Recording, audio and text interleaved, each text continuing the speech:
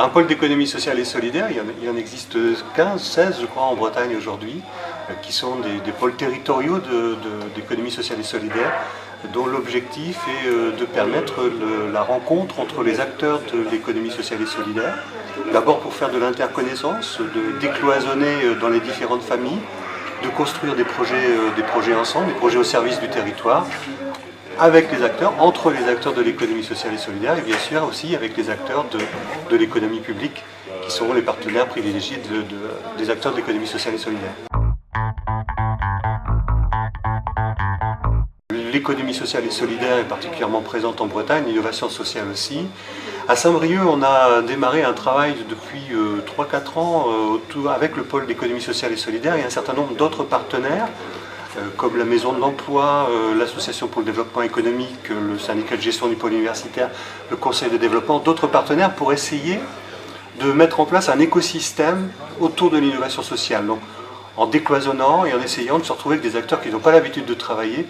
pour essayer de résoudre par le biais d'innovation sociale des problématiques qui se trouvent sur notre territoire. Je pense qu'à l'origine, il y a d'abord une innovation sociale. Et puis après la phase d'expérimentation, ça se structure, ça s'institutionnalise, et c'est l'économie sociale et solidaire qui prend le relais de l'innovation sociale. Alors, en octobre 2013, la CRES organisait un Innov Days régional, c'était une innovation totale, c'était la première, me semble-t-il. Et puis, en tant que vice-président de la CRES, j'avais eu le plaisir de participer à la clôture d'Innov Days régional. Et j'avais lancé un défi à la salle en disant « Et maintenant, si nous prenions le relais dans nos agglomérations, dans nos pays ?»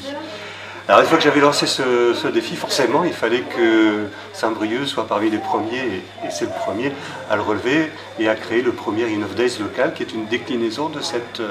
manifestation qui a eu beaucoup de succès à Rennes. Quantitativement, je crois qu'on va dépasser les 100 participants, ce qui est quand même plutôt bien. Des collectivités, que ce soit des élus ou des techniciens, sont présents aussi. Et pour nous, c'était un des objectifs, c'était de se faire se rencontrer des acteurs de l'ESS, des porteurs d'innovation sociale avec les acteurs publics.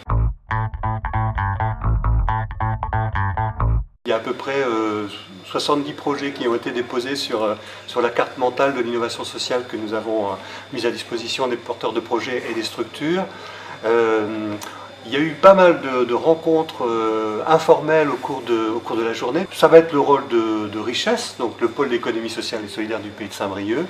que de capitaliser tout ça et d'essayer de mettre en relation les porteurs de projets qui ont des projets qui sont assez proches ou des porteurs de projets avec des structures de l'économie sociale, solidaire que nous connaissons bien et qui sont elles-mêmes potentiellement des structures qui peuvent accompagner ce type de portage de projet. Je crois qu'il ne va pas falloir grand-chose pour nous convaincre que dans 2 ans,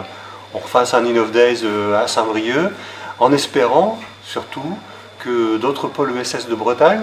se saisissent de cette expérimentation-là en se disant, ben voilà, ça fonctionne plutôt bien, ça crée des choses intéressantes, et qu'on espère que donc en 2016, il y aura un Innov Days local à Lorient, à Vannes, à Quimper, que sais-je, dans une autre agglomération de Bretagne.